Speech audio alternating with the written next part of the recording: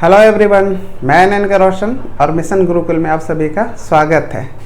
तो I hope कि आप सबकी पढ़ाई काफ़ी अच्छे से चल रही होगी।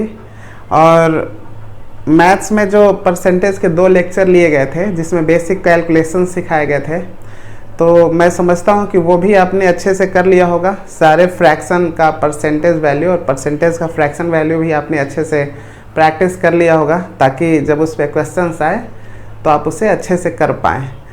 और पिछले क्लास में मैंने डाइस के बारे में बताया था, उसके सारे कंसेप्ट्स को डिस्कस किया था मैंने। तो आज चलिए उस पर कुछ क्वेश्चंस करते हैं। तो मैं यहाँ पे 10 से 12 क्वेश्चंस लूँगा, जिससे मैं आपके सारे डाउट्स क्लियर करने की कोशिश करूँगा। और उसके बाद अब इससे रिलेटेड कहीं से भी क्वेश्चन उठाते हैं डाइस से, तो आप निश्चित ही बना पाएंगे। एक डाइस में एक तरह का प्रॉब्लम और पूछा जाता है ओपनिंग ऑफ डाइस से। तो ओपनिंग ऑफ डाइस भी एक दिन का सिलेबस है, उसे भी हम लोग देखेंगे, उसे कभी और देख लेंगे। अभी फ़िलहाल डाइस से समझते हैं कि जब अपोजिट फेसेस का वैल्यू पूछता है तो कैसे हम उसे ज्ञात करते हैं। तो चलिए शुरू करते हैं। हमारा पहला क्वेश्चन है जिसमें एक डाइस दिया गया है और 4, 3 और 5 इसके 3 फेसेस दिखाए गए हैं, 4, 3 और 5। तो आपसे पूछा है कि एक का अपोजिट फेस पर क्या होगा।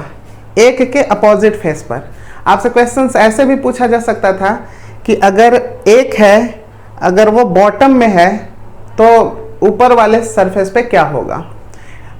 अगर ए जो है आगे में है तो पीछे वाले सरफेस पे क्या होगा। तो फाइनली हमें आंसर अपोजिट का ही देना है, आप इन बातों को समझ लीजिएगा। तो चलिए हम देखते हैं कि एक के अपोजिट फेस पर क्या होगा। तो देखिए, तो डाइस की कितनी स्थितियां दी हुई हैं, तो एक ही स्थिति दी गई है। और मैंने आपको बताया था कि जब डाइस की एक ही स्थिति देकर आपसे क्वेश्चन पूछे तो आपको सिर्फ और सिर्फ उसका चेक करना है स्टैंडर्ड और नॉन स्टैंडर्ड, कि वो डाइस मानक है या अमानक। तो चेक करते हैं। तो हमने देखा कि 4 और 3 7 हो गया। तो अगर अगल बगल वाले का योग 7 हो गया तो अब निश्चित ही अपोजिट वाले का नहीं हो पाएगा। तो ये कैसा डाइस है, तो ये नॉन स्टैंडर्ड डाइस है, अमानक। मानक कब होता, जब अपोजिट फेसेस का योग सम 7 हो पाता। तो ये तो नॉन स्टैंडर्ड हो गया। अब आपको पता होना चाहिए कि जब नॉन स्टैंडर्ड होता है तो कोई भी किसी के पीछे, कोई भी हो सकता है किसी के पीछे। तो आपसे पूछा एक के पीछे, तो देखिए तो एक तो इस पे कहीं दिख नहीं रहा है। तो हमने आपको बताया था, जरा ध्यान से सुनिएगा, ये भी एक कंसेप्ट ही है जो आपको काफ़ी हेल्प करेंगे। ओपनिंग ऑफ डाइस वाला क्वेश्चन जो आता है उसमें ये कंसेप्ट काफ़ी हेल्प करेगा। ध्यान से ये सुनना है कि जो 3 फेस आपको दिखाई दे रहे हैं वो कभी भी एक दूसरे के अपोजिट नहीं हो सकते, वो एक दूसरे के अगल बगल में ही होंगे। और जो 3 फेस आपको दिखाई नहीं दे रहे हैं वो भी कभी एक दूसरे के अपोजिट नहीं हो सकते आपस में। क्यों? क्योंकि जो 3 फेस आपको दिखाई नहीं दे रहे हैं वो तीनों पीछे रहे होंगे अगल बगल में। तो जो फेसेस आपको दिखाई दे रहे हैं वो भी एक दूसरे के अपोजिट नहीं हो सकते, और जो फेसेस आपको नहीं दिखाई दे रहे हैं वो तीनों फेसेस भी आपस में एक दूसरे के अपोजिट नहीं हो सकते। जैसे कौन कौन फेस आपको नहीं दिखाई दे रहा है, तो आपको 1, 2 और 6 ये 3 फेसेस नहीं दिखाई दे रहे हैं।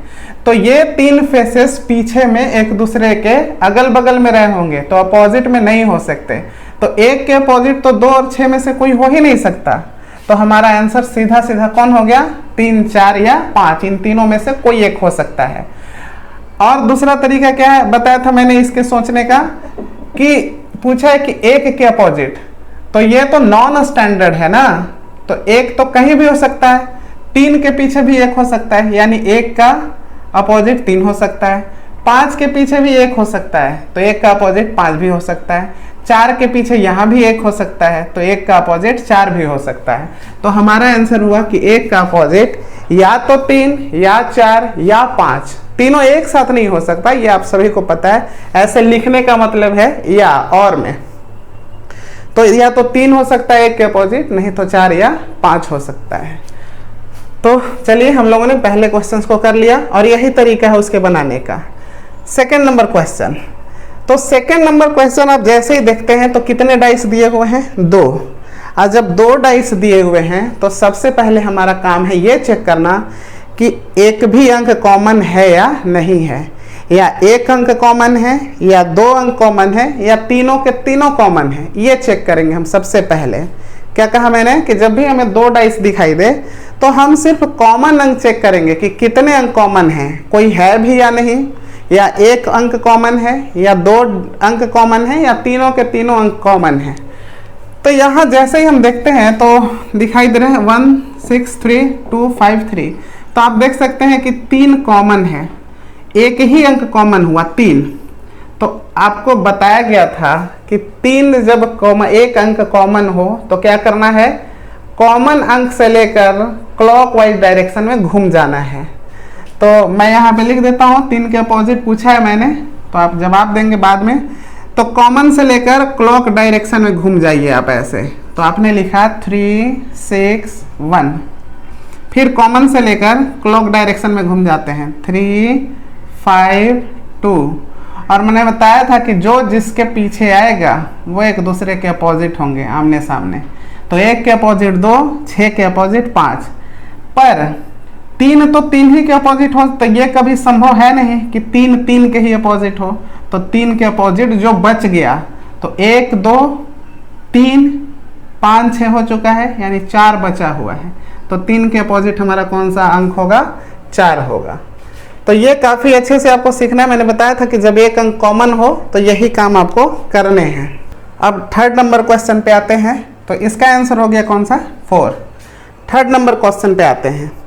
तो 3rd नंबर क्वेश्चन में फिर से हमें दिखा 2 डाइस। तो 2 डाइस में तो हमें सिर्फ चेक ही करना है कि कितने अंक कॉमन है। तो जरा इसमें देखिए 1 4 6 4 6 5। तो आप देख रहे हैं कि 2 अंक कॉमन है, 4 और 6 4 और 6। तो मैंने बताया था कि जब 2 अंक कॉमन है, ये 2 ही डाइस में सिर्फ अप्लाई करना है, 2 अंक कॉमन वाला, और कहीं नहीं करना। तो 2 अंक कॉमन है 4 और 6। तो इसमें क्या बच गया 1, और इसमें क्या बच गया 5। तो 1 और 5 एक दूसरे के अपोजिट होंगे।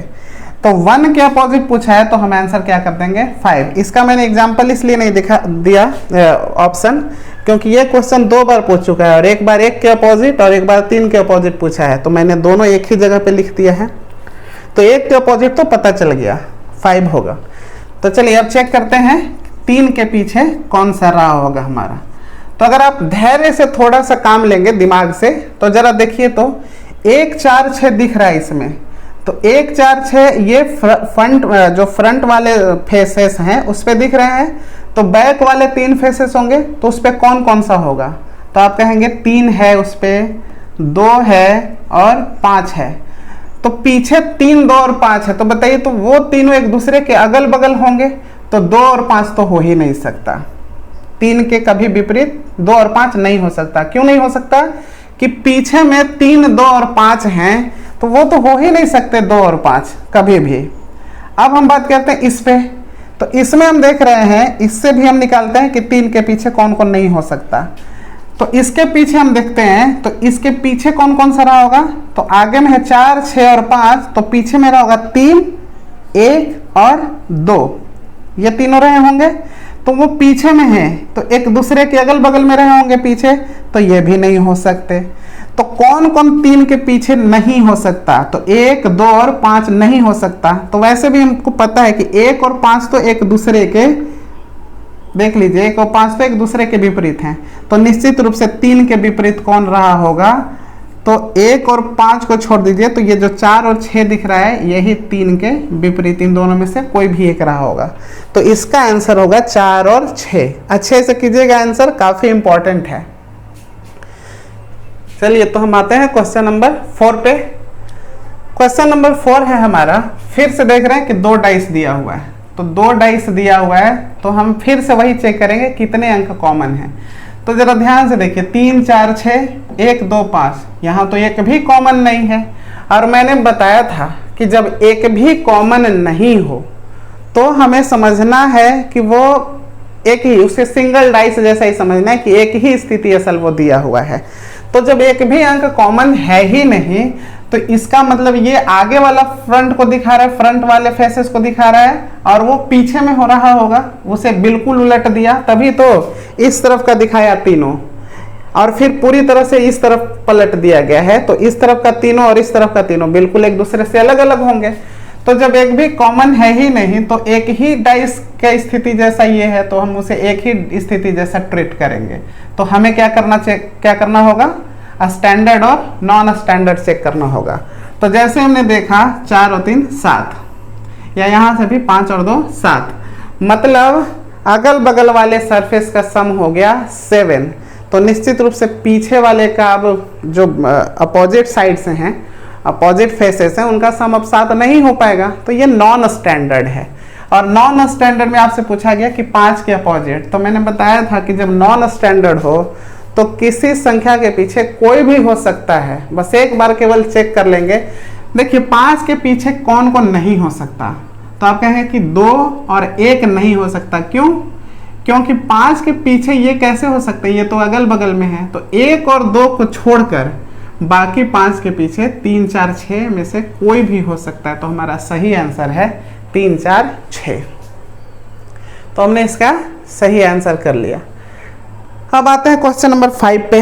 तो क्वेश्चन नंबर 5 में आप देख रहे होंगे कि 3 डाइस दिए हुए हैं। तो ये असल में 3 डाइस नहीं कहेंगे इसे, असल में एक ही डाइस को 3 तरीके से ऐसे वैसे घुमाकर दिखाया गया है, इधर उधर रोटेट करके। तो ये आप अच्छे से जानते होंगे कि एक ही डाइस के 3 रिप्रेजेंटेशंस दिए हुए हैं, 3 स्थितियां दी गई हैं। तो चलिए हम इन तीनों रिप्रेजेंटेशंस में देखते हैं कि 3 के अपोजिट कैसे पता करेंगे। तो मैंने आपको एक बात बताई थी कि जब 3 स्थितियां दी गई हों या 4 स्थितियां दी गई हों, तो आपको सिर्फ एक ही चीज पे फोकस करना है और उसी से 100% आंसर आएगा। आपको और कोई काम करने ही नहीं है, भूल के भी और काम आप मत कीजिएगा। सिर्फ आपको एक ही काम, कुछ भी आपको हो सकता है, शिकारी आएगा, दाना डालेगा, जाल बिछाएगा, हो सकता है वैसी चीजें आपको दिखाई दो काफी लुभावनी हो कि अरे ऐसे निकल जाएगा वैसे निकल जाएगा। आप उन लुभावनी चीजों में नहीं पड़ेंगे और आप सिर्फ और सिर्फ एक ही चीज पे फोकस करेंगे। किस चीज पे? तो आप कोई भी 2 स्थिति में सिर्फ एक अंक कॉमन ढूंढने का कोशिश कीजिए, सिर्फ एक। 2 कॉमन मिले उसे छोड़ दीजिए, एक कॉमन ढूंढने की कोशिश करेंगे और उस कॉमन अंक को पकड़ के और क्लॉकवाइज में घूम जाना है। तो चलिए देखते हैं। हमने इसमें और इसमें देखा तो 1 2 3 4 5 6 एक भी कॉमन नहीं है, पर जैसे ही हम इसमें और इसमें देखते हैं 1 2 3 1 2 5, तो हमें 2 कॉमन मिल जाता है। तो हमारा क्या हुआ, मन भटकने लगा, 2 कॉमन हो गए, 1 2, तो 3 और 5 एक दूसरे के अपोजिट होंगे। हाँ, मैंने आपको बताया कि अगर आपके पास सारे रूल्स अच्छे से दिमाग में आपके घूम रहे हैं तो आप आसानी से कर लेंगे। लेकिन वो जो मैं बता रहा हूँ उससे क्या होगा कि उससे कभी गड़बड़ होने का कोई चांस ही नहीं है। तो यहाँ से हमें दिख गया 2 कॉमन, 1 2 1 2, तो 3 के विपरीत कौन होगा, 5। मैंने बताया था कि जब 2 कॉमन हो तो 3 के विपरीत 5 होगा। लेकिन मैंने क्या आपको कहा कि ये लुभावने हैं, हो सकता है किसी में मैच करे किसी में नहीं करे, आप टेंशन में आ जाएंगे। तो आपको क्या करना है, एक कॉमन को देखकर घूम जाना है, वही सबसे अच्छा रूल है। उसमें आप कभी फंसेंगे नहीं। इसमें हो सकता है कहीं यहाँ पे मिल गया कहीं नहीं मिले तो आप टेंशन में आ जाएंगे। और 3 के अलावा कुछ और पूछ दिया होता तभी आप टेंशन में आ जाते। तो जरा ध्यान से देखिए दूसरे और तीसरे को, यहाँ पे देखिए इसे 4 5 6 1 2 5। तो जैसे ही आप देखेंगे 4 5 4 6 1 2 5, तो आपको दिखाई देगा 5 हमें एक कॉमन मिला। तो हमने क्या कहा था कि कॉमन से पकड़ के 5 4 6 क्लॉक डायरेक्शन में घूम जाना है। कॉमन से पकड़ के क्लॉक डायरेक्शन में घूम जाना है। तो जरा ध्यान से देखिए, 6 के विपरीत मैं इधर लिखता हूं इसे, हो सकता है कि उधर नहीं आ रहा हो। तो फिलहाल 3 के अपोजिट पूछा गया है तो मैं यहाँ पे मिटा देता हूँ। हाँ, तो कॉमन क्या है इन दोनों में, एक है 5, 5 को लेकर क्लॉक डायरेक्शन में घूम जाएंगे, 5 को लेकर क्लॉक डायरेक्शन में घूम जाएंगे, 5 1 2। तो आप देख सकते हैं कि 6 के विपरीत 2, 4 के विपरीत 1 और 5 के विपरीत क्या होगा, तो जो नहीं दिख रहा है वो 3। तो आपसे पूछा गया था 3 के विपरीत, तो मैंने आपको ऐसे बताया कि 3 के विपरीत किसको आना चाहिए था, 5 को आना चाहिए था। पर होता क्या कि यहाँ पे किसी का पूछ दे आपसे तो आप बस इस 2 सेकंड के खेल के चक्कर में आप किसी का आपसे पूछ देता है 1 के विपरीत, 4 के विपरीत, 2 के विपरीत, 6 के विपरीत, तो देखिए आप कितनी आसानी से आंसर निकाल पाते। तो एक ही रूल आपको अप्लाई करना है कहाँ पे, जब एक ही डाइस की 3 या 4 स्थितियां दी गई हों। तो अब हमारा है क्वेश्चन नंबर 6, और क्वेश्चन नंबर 6 में हम देख सकते हैं कि यहाँ पे एक ही डाइस की 4-4 स्थितियां दी गई हैं। तो जब एक ही डाइस की 4-4 स्थितियां दी गई हों, तो फिर से हम 2 ऐसी स्थितियां ढूंढेंगे जिसमें एक एक डिजिट कॉमन हो, और ये काम 2 से 3 सेकंड में होता है। ऐसा नहीं कि आप ढूंढ रहे हैं और ढूंढ ही रहे हैं बस लगातार, ऐसा नहीं होता। आप जस्ट एक नज़र देखेंगे आपको सीधा पता चल जाएगा। जैसे देखिए मैं इसमें और इसमें देखा हमने, तो 2 3 5, 3 1 6, तो आप साफ देख सकते हैं कि सिर्फ और सिर्फ 3 कॉमन है इन दोनों में। तो क्यों ना हम इन दोनों को लेकर चलें और आंसर निकाल लें। तो मैं थोड़ा सा ऊपर वाले को इरेज करता हूं, इसका आंसर था सी। मैं इरेज करता हूं इसे ताकि आप यहाँ पे सीख सकें। इन दोनों को देखिए, एक नज़र देखा और 1 सेकंड के अंदर पता चल गया कि हाँ इसमें एक ही कॉमन है। कौन सा कॉमन है? 3। तो कॉमन को लेकर घूम जाना है, 3 5 2। कैसे घूम जाना है? क्लॉकवाइज। कॉमन को लेकर घूम जाना है, 3 6 1। अब आपने देखा होगा कि 2 के पीछे कौन है? 1। 5 के पीछे कौन है? 6। और 3 के पीछे नहीं हो सकता, तो इसके पीछे कौन है? जो बच गया वो है। तो आपसे पूछा गया था कि 1 अगर नीचे है तो ऊपर वाले सरफेस पे क्या होगा, या 1 ऊपर में है तो नीचे वाले सरफेस पे क्या होगा। तो हमारा आंसर है 2। बहुत ही आसान आंसर है, बहुत आसानी से पता चल जाता है। तो चलिए मैं कुछ और क्वेश्चंस लेने की कोशिश करता हूँ, 3 4 या 4 5 6 जितना भी और क्वेश्चन ले सकते हैं लेते हैं, ताकि आपका इस चैप्टर से रिलेटेड सारे डाउट्स क्लियर हो जाएं।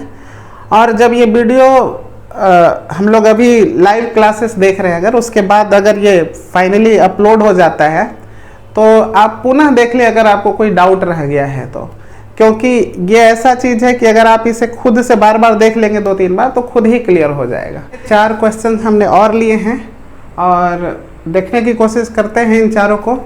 तो ये चारों जो क्वेश्चंस मैंने लिया है उसे मैंने नंबर से हटा कर लिया है। अब तक मैंने नंबर वाले डाइस लिए थे, अब संख्याओं न्यूमरल्स को छोड़ दिया गया है, या तो लेटर्स वाले हैं या कोई फिगर्स वाले हैं या कोई सिंबल्स वाले हैं। तो चलिए इन्हें देखते हैं। तो सिंबल्स वाले में एक डाइस देकर क्वेश्चन नहीं पूछ सकता, क्योंकि वहाँ पे और पूछ भी सकता है तो कभी हो सकता है कि पूछ दे, पर एक्स्ट्रा इन्फॉर्मेशन देगा खुद से। एक डाइस दे दिया जाएगा और कुछ और इन्फॉर्मेशन दे के पूछा जा सकता है। तो मैं देखूंगा उसे, उस तरह का क्वेश्चन मुझे मिलेगा तो डिस्कस कर दूंगा। तो चलिए आइए, यहाँ पे देखिए स्टार, सर्किल और ये है क्वाड्रिलेटरल, स्टार, @ और हैश। आपसे पूछा गया कि हैश के पीछे क्या है। तो आप देख सकते हैं कि हैश के पीछे जानने के लिए हम सबसे पहले तो हमें डाइस की 2 स्थितियां दी गई हैं, तो हम चेक करेंगे कि कितने कॉमन हैं। तो आप देख सकते हैं एक ही कॉमन है, स्टार। और जब मैंने बताया था कि जब एक कॉमन होता स्टार कॉमन से लेके घूम जाएंगे। यहाँ स्टैंडर्ड नॉन स्टैंडर्ड की तो बात ही नहीं होती है, तो कॉमन से लेकर घूम जाएंगे स्टार, सर्किल और ये, और वहाँ कॉमन से लेकर घूमेंगे तो स्टार, @ और हैश। अब आपसे पूछा गया था कि हैश के पीछे क्या है, तो हैश के पीछे हमारा क्या हो गया, ये हमारा आंसर हो जाएगा डी। अब यहाँ पर मैं आपसे एक बात जानना चाहता हूँ कि अगर आपसे पूछ दिया कि @ के पीछे क्या है तो आप कहेंगे सर्किल, लेकिन अगर यहाँ से आपसे पूछ दिया कि स्टार के पीछे क्या है तो आप यहाँ पे कोई आंसर नहीं दे पाएंगे कि स्टार के पीछे क्या है। क्यों? क्योंकि एक 2 और स्थिति देता तो पता चलता कि और कौन सा सिंबल लिया है। अंक में तो हमें पता रहता है कि 1 से लेकर 6 तक लिया गया है तो उसी में से कोई है, लेकिन यहाँ हमें कुछ भी नहीं पता है, इसलिए हम यहाँ पे आंसर कर ही नहीं पाएंगे कि स्टार के पीछे क्या है। जो बच जाता तो कौन सा बचा हुआ है, आपको क्या लग रहा है कौन सा सिंबल और छूट गया है? कौन सा सिंबल? क्या वो कुछ और है, मतलब पैरेललोग्राम है या कुछ और है? तो आपको पता ही नहीं है कि वो कौन सा सिंबल है, तो आप इसका आंसर नहीं दे पाएंगे। आ जाते हैं इसमें, black, white, yellow, red, black, green, green, brown, yellow. तो मैंने बोला था कि जब 3 स्थितियां या 4 स्थितियां दी गई हों तो आप वो 2 स्थितियां ढूंढिए जिसमें कोई एक चीज कॉमन मिल जाए आपको। तो जैसे देखिए मैं इन दोनों को देखता हूँ, ब्लैक व्हाइट येलो, यहाँ पे ब्लैक रेड और ग्रीन सॉरी। तो आप देखिए कि इन दोनों में ही हमें पता चल गया कि एक चीज कॉमन है, ब्लैक। तो आपको बताया गया था कि आप ब्लैक को लेकर घूम जाएंगे, कॉमन को लेकर घूम जाएंगे, black yellow white, black yellow white short में ही लिख रहा हूं मैं। फिर ब्लैक को लेकर घूम जाएंगे वैसे क्लॉकवाइज में, तो ब्लैक रेड और ग्रीन। तो व्हाइट के पीछे ग्रीन, येलो के पीछे रेड, और अगर ब्लैक के पीछे पूछा तो यहाँ पे आंसर दे पाएंगे। आपसे पूछा गया रेड के पीछे, तो रेड के पीछे कौन सा होगा, येलो होगा।